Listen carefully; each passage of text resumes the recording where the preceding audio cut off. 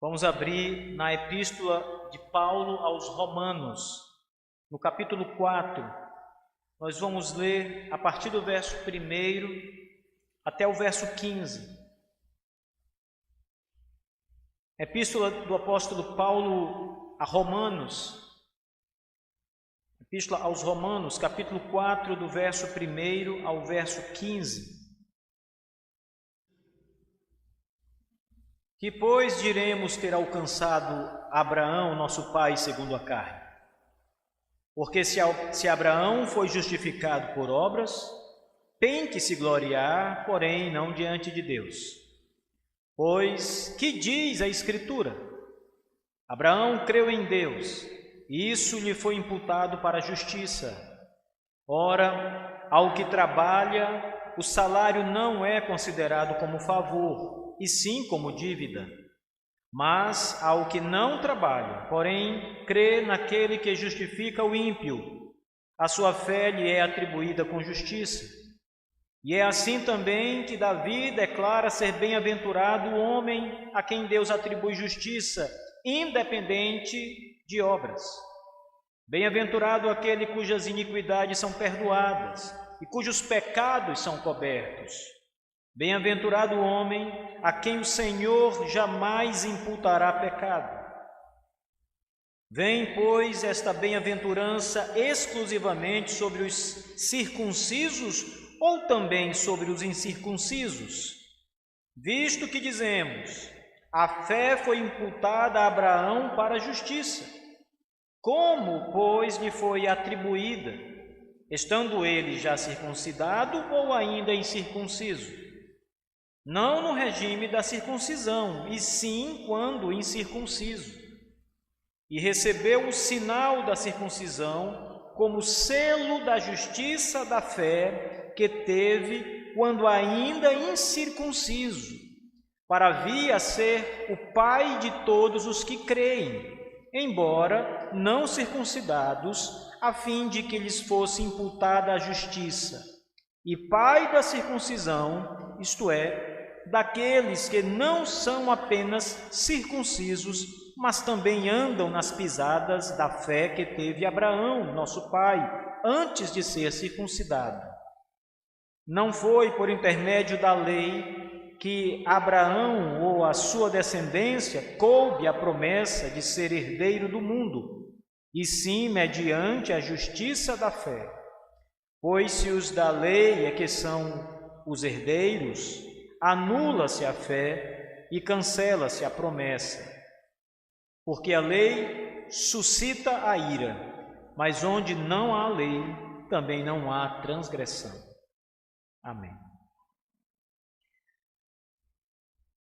Essa palavra do apóstolo Paulo precisa ser entendida dentro de um contexto maior ao qual a Epístola aos Romanos começa a tratar, e Paulo vem desenvolvendo um assunto importante em relação aos judeus, e ele então chega no momento da sua carta que ele precisa explicar aos judeus que a salvação ela é pela fé em Cristo, e portanto qualquer pessoa, qualquer homem na terra que crer em Jesus Cristo, como Abraão creu em Deus, ele está livre dos seus pecados, ele recebe a justiça de Deus. Isso é importante, meus irmãos, porque por trás desse ensino de Paulo há algo valioso para nós também. Paulo ensina os judeus, naquele contexto original.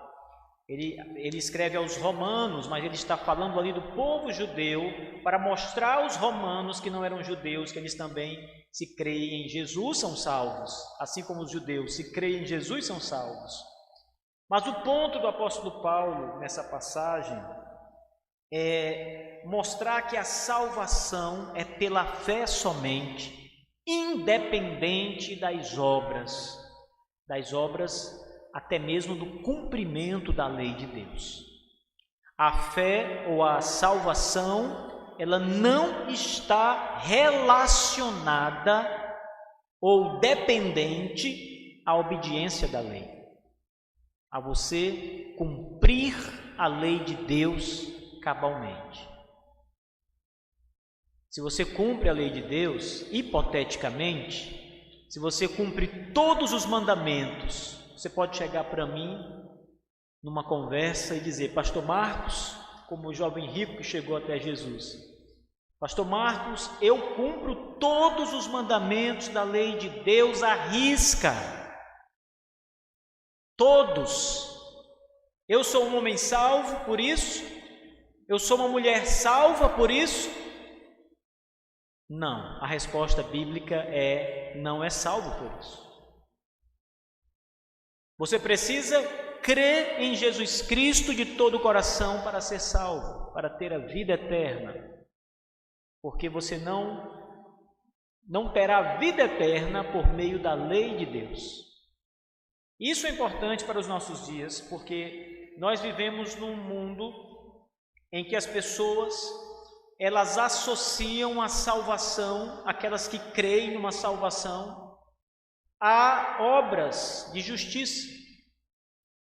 Isto é, eu serei salvo se eu fizer coisas boas, se eu for um bom homem, uma boa mulher, um bom marido, uma boa esposa, uma boa mãe, se eu for uma pessoa honesta, se eu tiver um coração bom, se eu ajudar as pessoas, se eu estender as minhas mãos para contribuir com os pobres ou com os enfermos, aí sim, eu fazendo isso, todas estas coisas, eu sou salvo.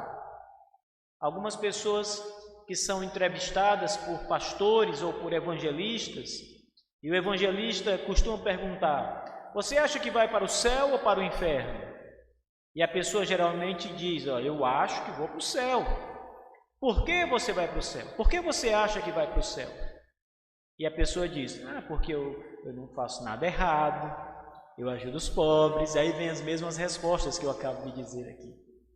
Eu tenho feito muitas coisas boas, parte do meu dinheiro eu separo para caridade, para fazer isso ou aquilo. É um santo, uma santa de fato.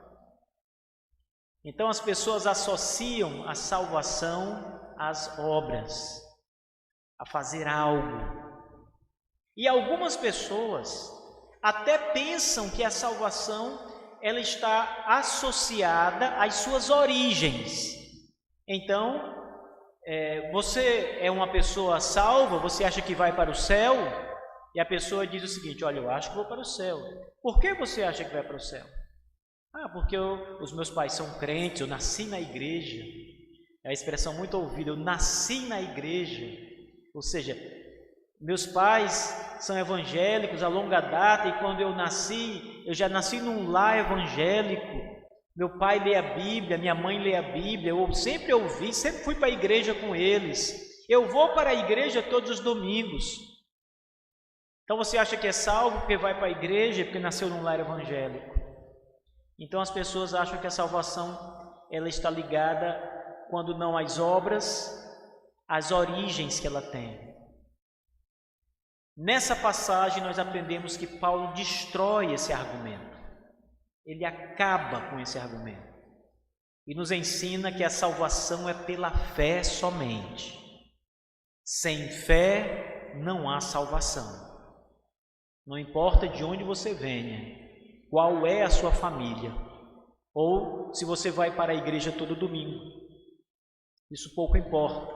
Se você é um homem caridoso, um filântropo, alguém que ajuda muito os carentes, não importa. Isso não é salvação. Veja o que Paulo diz. O argumento de Paulo precisa ser, nessa passagem, muito bem compreendido. Por isso, essa é uma passagem que precisa ser lida devagar, com atenção, senão você não entende. Você se perde no meio da leitura. Então você tem que ler e mastigar cada passagem, cada palavra da passagem, antes de passar para o verso seguinte, procurando entender o fio do pensamento do apóstolo Paulo, onde ele está conduzindo. Veja, vamos fazer isso. Que, pois, diremos ter alcançado Abraão, nosso pai, segundo a carne? A primeira pergunta de Paulo é essa: o que nosso pai Abraão, pai dos judeus, pai segundo a carne, não é? Então ele está aqui falando de Abraão e está falando para os judeus de Roma, que alcançou nosso pai Abraão segundo a carne. E então ele começa a explicar. Por quê? Se Abraão foi justificado por obras, tem de que se gloriar, porém não diante de Deus. Então, para alguns judeus, Abraão é digno da salvação. Abraão fez realmente o que um homem precisa fazer para ser salvo. Note bem o verbo fazer. Obras, está ligado à ideia de obras, de trabalhar por alguma coisa, de fazer alguma coisa, então merecer algo em troca.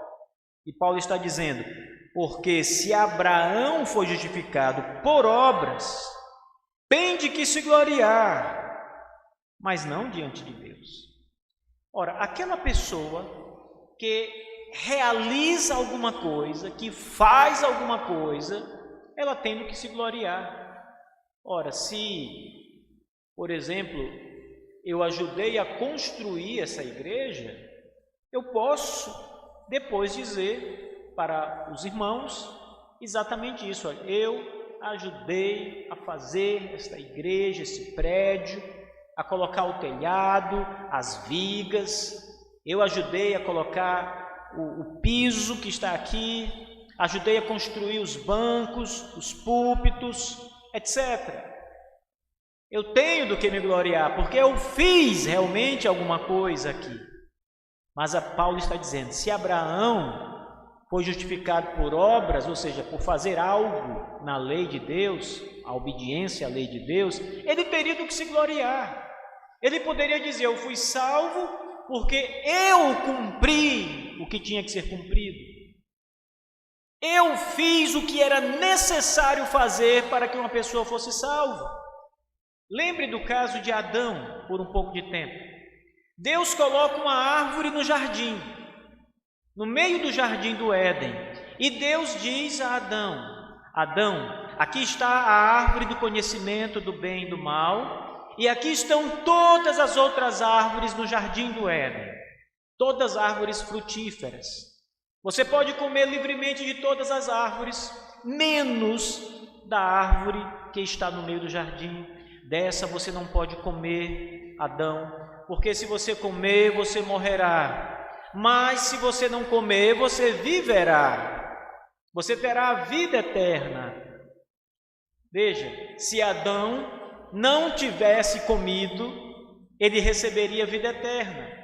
Mas a vida eterna ali seria um mérito de Adão, porque ele fez o que tinha que fazer para ganhar a vida eterna. A vida eterna seria uma recompensa merecida de Adão. Mas ele não come, mas ele come da árvore e morre. E recebe o pagamento da desobediência, a morte eterna. Então, o argumento de Paulo começa neste sentido. Se Abraão fosse justificado por obras, as obras da lei, ele tinha de que se gloriar, mas não diante de Deus. Pois, o que diz as Escrituras? As Escrituras dizem acerca de Abraão o seguinte, veja, Abraão creu em Deus, e isso lhe foi imputado para justiça, diz o texto. Isso é interessante, meus irmãos, porque o que a Escritura, e Paulo está citando a Escritura do Antigo Testamento, e ele está dizendo, a Escritura do Antigo Testamento ensina que Abraão creu, não disse que ele fez alguma coisa, não disse que ele trabalhou ou que ele conquistou alguma coisa. A Escritura do Antigo Testamento que Paulo cita diz que Abraão creu em Deus E isso, isto é, a fé em Deus, foi imputada para a justiça. Ele creu, ele foi justificado. A fé em Deus foi a justificação de Abraão. Você percebe que não é por obras? Paulo começa a argumentar com os judeus que não é por obras, não é pelo que o que Abraão fez, mas é pela fé de Abraão, é pelo fato de Abraão crer em Deus que ele foi justificado. O verso 4 ele desenvolve mais o argumento dizendo: ao que trabalha, ou seja, aquele que faz alguma coisa, portanto, obras, ou seja, trabalha, ao que trabalha, ao que não trabalha, ao que trabalha, verso 4, o salário não é considerado como favor, e sim como dívida. Veja, quando você sai da sua casa todos os dias para o seu trabalho, você chega na empresa que você trabalha e passa a semana inteira na empresa, o mês inteiro trabalhando, até chegar o dia do seu pagamento. Você acha que o seu patrão está lhe fazendo um favor quando ele deposita o seu salário? Não. Ao que trabalha, ensina o apóstolo Paulo, o salário não é considerado como favor, mas como dívida. O seu patrão, ele tem uma dívida com você, porque você trabalhou 30 dias para ele. Então agora ele deve você. Então quando ele paga você, ele está quitando um débito que ele tem com você. Ele está quitando uma dívida que tem com você. Ora, o argumento de Paulo é: se Abraão tivesse trabalhado e a salvação ou a justificação fosse pelas obras dele, Deus estaria pagando a Abraão o salário dele, que era a salvação. Deus tinha uma dívida com Abraão. Deus estava em débito com Abraão e precisava pagar. O verso 5 então ele diz: mas ao que não trabalha, porém crê naquele que justifica o ímpio, a sua fé lhe é atribuída como justiça. Não é trabalho, irmãos. O que não trabalha, isto é, aquele que não faz, aquele que não conquista, é a fé dele que é atribuída como justiça. O argumento que Paulo tem em mente aqui é exatamente quebrar a ideia judaica de que a salvação está ligada à obediência à lei de Deus. A salvação está ligada a fazer o que a lei de Deus manda. E Paulo não está dizendo que é errado fazer o que Deus manda. Paulo não está aqui dizendo que é errado obedecer à lei. Ele não está nos ensinando a não obedecer à lei. Ele está dizendo que a salvação não é por obedecer à lei. A salvação é pela fé, é o que diz Paulo no verso 5. Ao que não trabalha, porém crê naquele que justifica o ímpio, a sua fé lhe é atribuída como justiça. Veja, é a fé, irmãos, que Deus atribui àquele homem como a sua justiça, a sua fé em Cristo.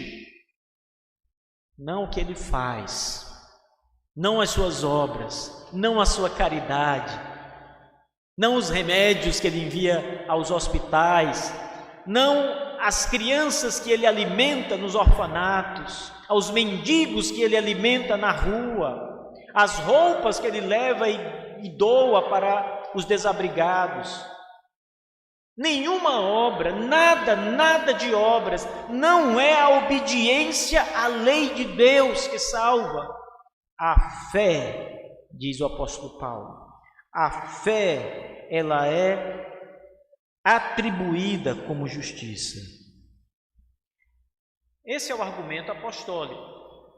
Esse argumento do apóstolo Paulo não foi um argumento que Paulo criou na sua cabeça, que Paulo desenvolveu teologicamente, nem foi um argumento que Paulo recebeu por revelação divina, como se Deus dissesse: Paulo, eu vou te iluminar e revelar a você como acontece a salvação. Não. O apóstolo Paulo extrai o seu argumento da Bíblia do Antigo Testamento. Veja, ele diz, citando inicialmente, verso 3: pois o que diz a Escritura? Então, para o apóstolo Paulo, a base da sua argumentação é o que está nas Escrituras, é o que está revelado na palavra de Deus. Não foi nada que ele criou, não foi um desenvolvimento da sua teologia, nem revelação especial para ele, mas o que Deus já havia revelado nas Escrituras, e lá em Gênesis ainda. Ele continua afirmando as Escrituras quando ele diz no verso 6: é assim também que Davi declara ser bem-aventurado o homem a quem Deus atribui justiça, independente de obras. Então, ele vai agora extrair um outro exemplo das Escrituras do Antigo Testamento com Davi. Paulo diz: o argumento que eu estou apresentando a vocês é o mesmo argumento que Davi também tinha, e o mesmo argumento dele nos Salmos. E ele então vai citar aqui uma passagem de Davi, meus irmãos.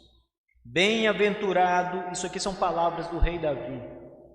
Bem-aventurados aqueles cuja iniquidades são perdoadas e cujos pecados são cobertos. Bem-aventurado o homem a quem o Senhor jamais imputará pecado.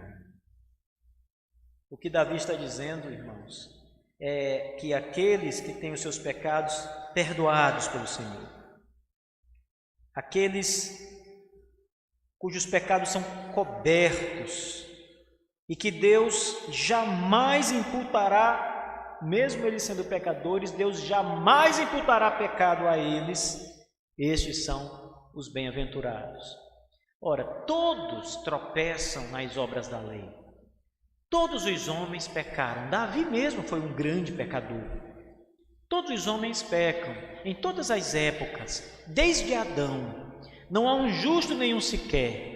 Aliás, o argumento do apóstolo Paulo para chegar até aqui começa exatamente em Romanos 3, um pouco antes ainda, quando ele começa a falar sobre a situação dos homens. Romanos 3, por exemplo, o apóstolo Paulo fala sobre o pecado. Veja, no verso 9 de Romanos 3, ele diz: temos nós qualquer vantagem? Nós judeus, porque ele primeiro falou sobre os gentios, dizendo que todos os gentios são pecadores. Aí então ele olha para os judeus e diz: e nós? Nós temos vantagens em relação a eles? Ele então desenvolve: não, de forma nenhuma, pois já temos demonstrado que todos, tanto judeus como gregos, estão debaixo do pecado. A situação é comum. A situação da natureza humana é comum a todos os homens desde Adão. Todos são pecadores. E ele então de novo cita a Escritura, ainda no capítulo 3. Não há um justo nenhum sequer, não há quem entenda, não há quem busque a Deus, todos se extraviaram e a uma se fizeram inúteis. Não há quem faça o bem, não há nenhum sequer. A garganta deles é sepulcro aberto, com a língua urdem engano, veneno de víbora está nos seus lábios, a boca eles a têm cheia de maldade e de amargura. São os seus pés velozes para derramar sangue, nos seus caminhos a destruição e miséria.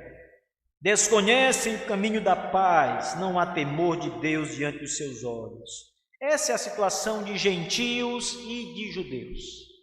A Escritura diz. Então, quando Paulo está fazendo aqui a sua argumentação, mostrando que a salvação é pela fé e não pelas obras da lei, Paulo está nos ensinando que todos são pecadores, portanto, aqueles que Deus perdoa os pecados são aqueles que, por causa da justiça de Cristo, esta justiça que decorre da fé é atribuída a eles, não obras, mas a fé. A justiça é pela fé, e ele cita Davi como prova desse argumento. Ele então continua: vem, pois, esta bem-aventurança exclusivamente aos circuncisos ou também sobre os incircuncisos? Aqui, Paulo diz o seguinte: vem esta bem-aventurança ou essa graça somente para os judeus, porque eram os judeus que receberam de Deus a ordem para circuncidar. Toda criança judaica, quando nascia, era circuncidada. O prepúcio do órgão masculino do bebê, do homem, era cortado ali. E aquele corte significava aliança de Deus. Ele cortava aquilo ali dos judeus. Então Paulo está dizendo: olha, essa bem-aventurança de justificar pela fé e não pelas obras é uma graça que foi dada somente aos judeus, isto é, aos circuncisos, ou também é uma graça para os gentios, para os incircuncisos? Vem somente para nós ou vem para todos? Todas as pessoas, todas as raças? É a pergunta do apóstolo Paulo. E então ele diz: visto que dizemos, a fé foi imputada a Abraão para a justiça, como, pois, lhe foi atribuída, estando ele já circuncidado ou na incircuncisão?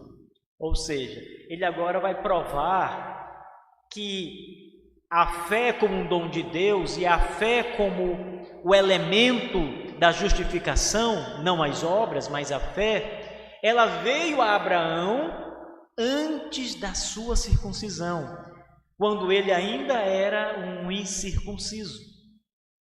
Antes da ordem que Deus deu a Abraão de circuncidar, ele recebe a fé. Então a fé vem primeiro do que a circuncisão em Abraão. É o que Paulo está dizendo. E Paulo quer apenas mostrar para os judeus que não é pelo fato de serem judeus, que não é pelo fato da circuncisão, de serem um povo eleito de Deus, um povo próprio, porque a fé de Abraão veio antes de tudo isso, veio primeiro. O argumento dele segue: como, pois, lhe foi atribuído, estando já ele circuncidado ou incircunciso?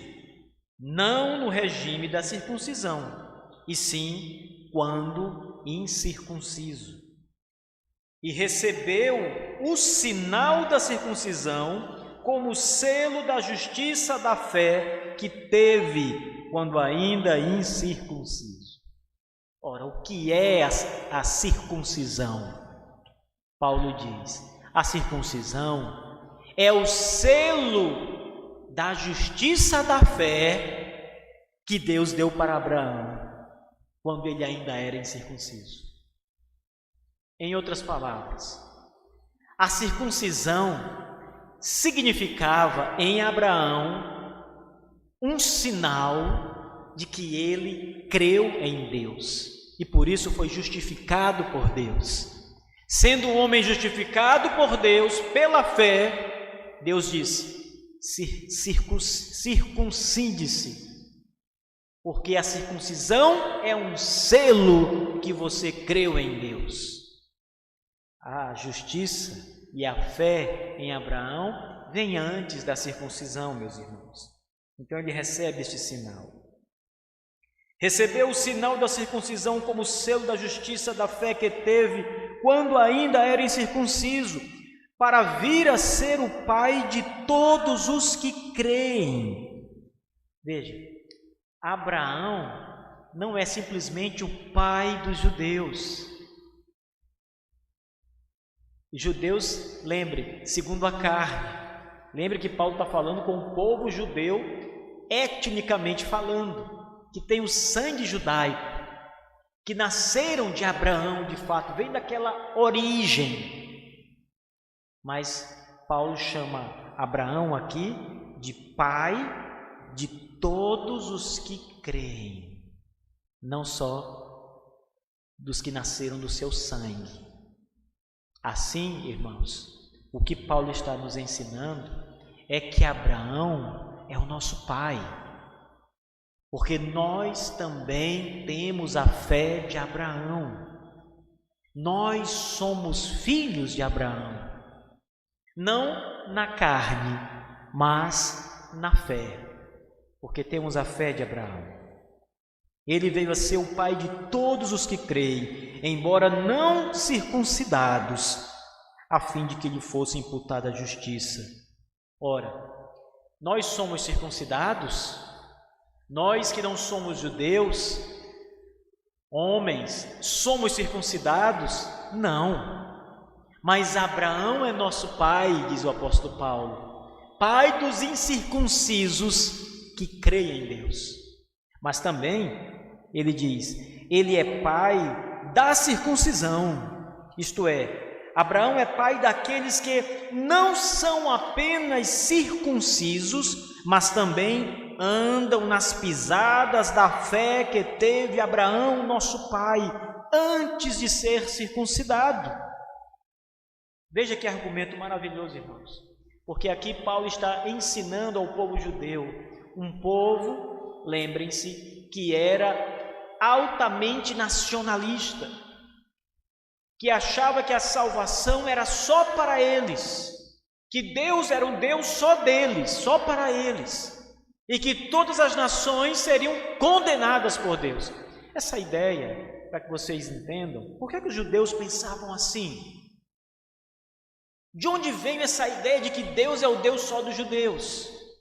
Vem da ideia errada, a conclusão é errada, a história é certa, mas a conclusão é errada.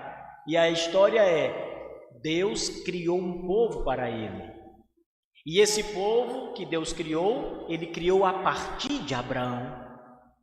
Quando ele chama Abraão para sair da sua terra, do meio da sua parentela, e Abraão sai da sua terra em obediência a Deus, que ele nunca tinha ouvido falar, mas ele crê e ouve a palavra de Deus e sai da sua casa, junto com a sua família, e vai para um lugar sem direção. Ele vai para onde Deus o está dirigindo. E no meio da viagem, Deus faz a promessa: Abraão, você será pai de uma grande nação. Você terá filhos, Abraão. E Abraão já tinha 75 anos quando escuta a promessa. Sua mulher também era idosa e era estéril. Abraão não tinha filhos ainda. A sua esposa Saraí era estéril. Mas a promessa de Deus é dada a Abraão. E ela passa cerca de 20 anos, pouco mais, para se cumprir. E com 100 anos, nasce o filho da promessa, Isaque. E Sara tem 90 anos quando seu filho nasce. 90 anos. Então os judeus olhavam para essa história e diziam: veja, Deus formou um povo milagrosamente de Abraão. Então todo mundo que saiu daquela linhagem de Isaque, de Abraão e Sara, Isaque, depois os filhos de Isaque, as 12 tribos de Israel e daí para frente, ou seja, todos os judeus, Deus é o Deus deles, a salvação é só para eles, a promessa é para Abraão e sua descendência.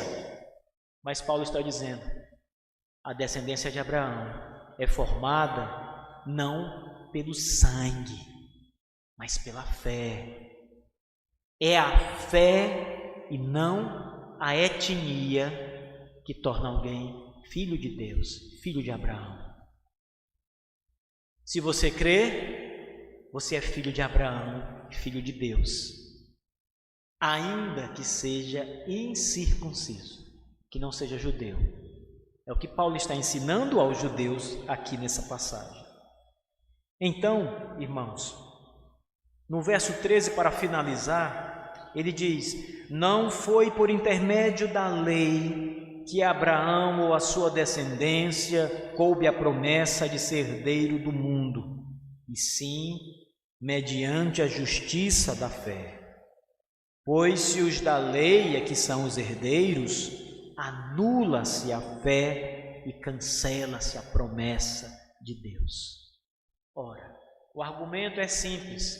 Paulo está dizendo aos seus irmãos judeus: judeus, se vocês realmente creem que a justiça vem por obedecer à lei de Deus, vocês estão anulando a fé e a promessa de Deus. Vocês estão dizendo que a fé é desnecessária. Anula-se a fé. Você só precisa obedecer, fazer o que a lei manda. Arrisca, ainda que não goste, ainda que não concorde, você só tem que fazer. Então você anula a fé. Para que fé? Eu não preciso crer, eu tenho que fazer. Eu não preciso crer em nada, eu só tenho que fazer o que está escrito. E o segundo argumento de Paulo é: vocês anulam a promessa de Deus. Então vocês anulam a fé por um lado e anulam a promessa de Deus por outro lado, por causa da crença errada de que a justificação vem por meio da lei. A lei, diz ele, suscita ira, mas onde não há lei, também não há transgressão. Nós temos que aprender algumas coisas aqui que são importantes, meus irmãos, que eu já, inclusive, mencionei inicialmente.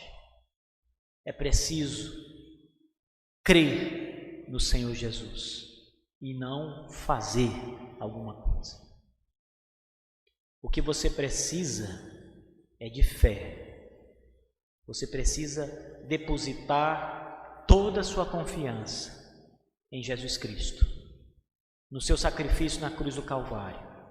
Você precisa olhar para a cruz do Calvário, para o Senhor Jesus pregado naquela cruz, e de verdade no seu íntimo dizer: é suficiente para minha salvação. Basta, Senhor, isso basta para mim. Ainda que você caia, ainda que você não cumpra a lei, ainda que você tropece em pecados, creia que o que Cristo fez na cruz basta, é suficiente. Abraão creu em Deus e isso foi imputado como justiça. A fé é imputado como justiça. Você não precisa suar sua camisa trabalhando. Você não precisa de modo nenhum doar tudo que você tem em caridade. Você precisa crer. Creia, meu amigo, amiga. Creia em Jesus Cristo como Senhor, e isso é suficiente. Crê somente. Crê somente. Essa expressão bíblica é o que nós devemos sempre guardar e repetir. Crê somente. Isso é suficiente. Você pode ter nascido numa família cristã, realmente. Muitos aqui nasceram numa família cristã. Os meus filhos nasceram numa família cristã.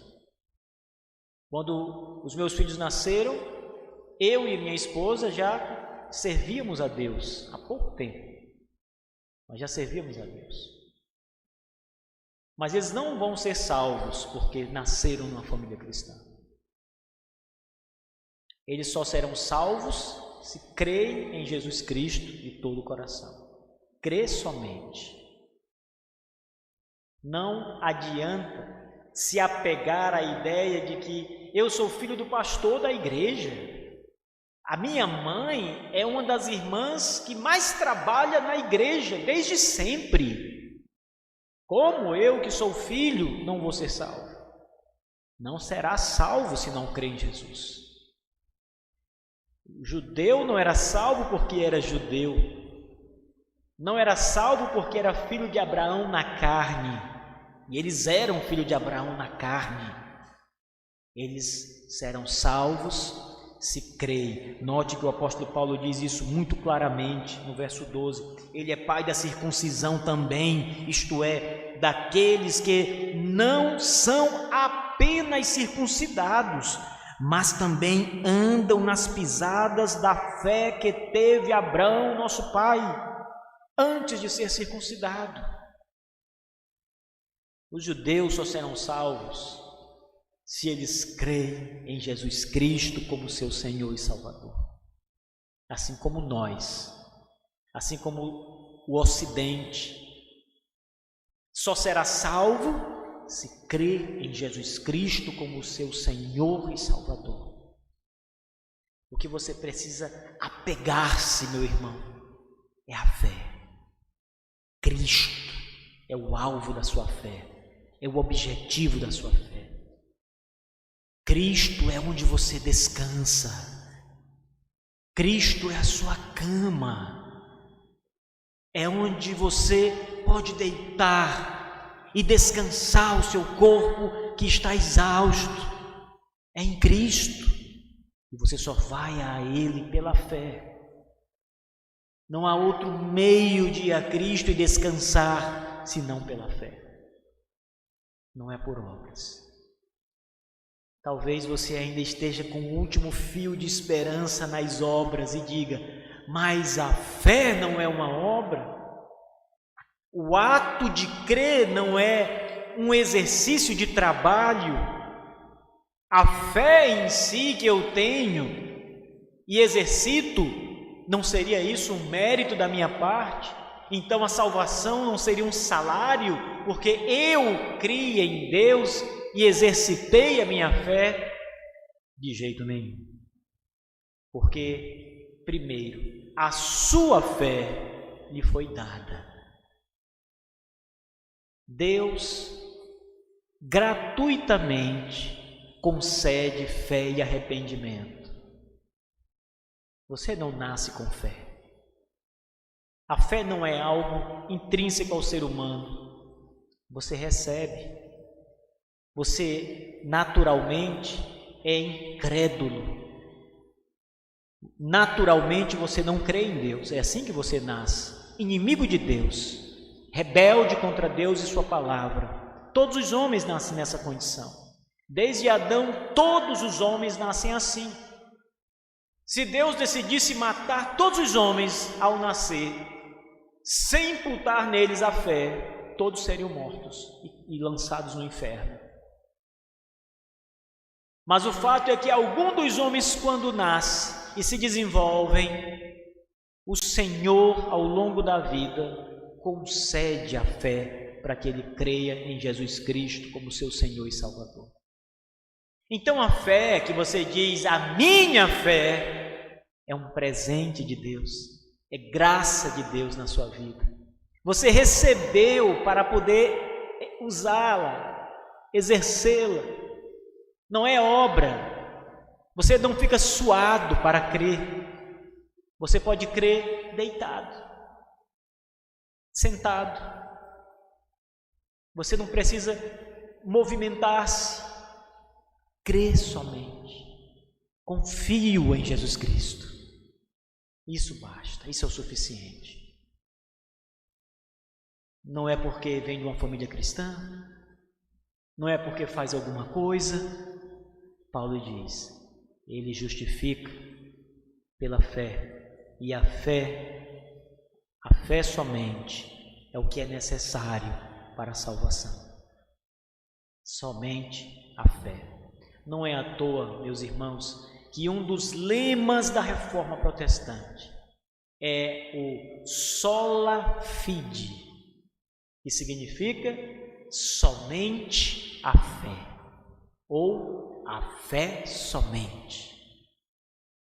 Esse é o nosso lema, a fé somente. Se alguém disser a você e até consternar você de algum modo, dizendo: o que você faz por Deus? O que você faz pela igreja para ser salvo? Não tenha medo de dizer: eu não faço nada. Eu não faço nada por Deus para ser salvo. Não faço nada pela igreja para ser salvo. Não faço nada pelas pessoas que estão desamparadas para ser salvo. Deus fez tudo por mim e eu creio nisso, e isso é suficiente. Fé somente. Enquanto muita gente trabalha para a sua salvação, achando que vai ser salvo por isso, muita gente constrói castelos de areia, irmãos. Você sabe o que significa a expressão castelo de areia? Castelo de areia é aquele que você faz na praia, que basta um tapinha ele desmorona todo, ele acaba. Ele não tem resistência, durabilidade. Com um vento ele cai. As pessoas que confiam na salvação pelas obras constroem castelos de areia. Fazem muito e não são salvos por isso. No dia do julgamento, quando essas pessoas estiverem diante da presença do Deus Altíssimo e argumentarem com Deus dizendo: mas Senhor, eu fiz isso, eu ajudei as pessoas, eu fui para a igreja, dei os meus bens, fiz caridade, ajudei os doentes. Deus dirá: e onde está a sua fé? Você nunca creu no Evangelho. Você nunca creu em Jesus Cristo, meu Filho. Onde está a sua fé? Eu não tenho, mas eu fiz muita coisa. Insuficiente. Reprovado. E a palavra do Senhor será: apartai-vos de mim, malditos, para o fogo eterno. Para o fogo eterno. Sem fé não há salvação. O ladrão da cruz ouvirá as seguintes palavras no dia do juízo: vinde, bendito de meu Pai.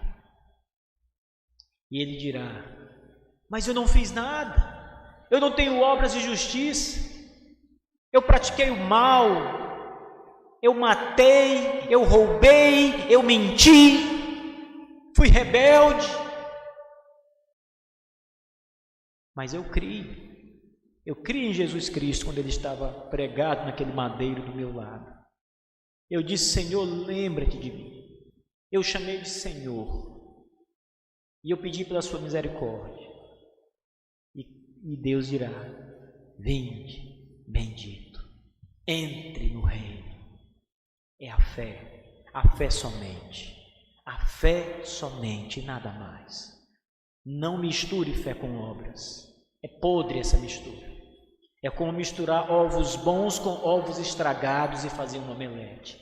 No final não vai servir para nada. Fé somente, sem obras da lei, sem mistura. Fé somente, creia somente. É suficiente. Amém. Vamos orar, meus irmãos. Por favor, fiquem de pé mais uma vez.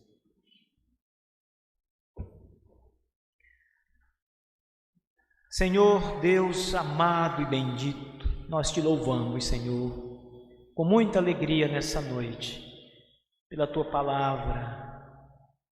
Ó Deus, que maravilha, quanto descanso tem nossa alma em saber que é pela fé somente, que não é por obras que o homem é salvo,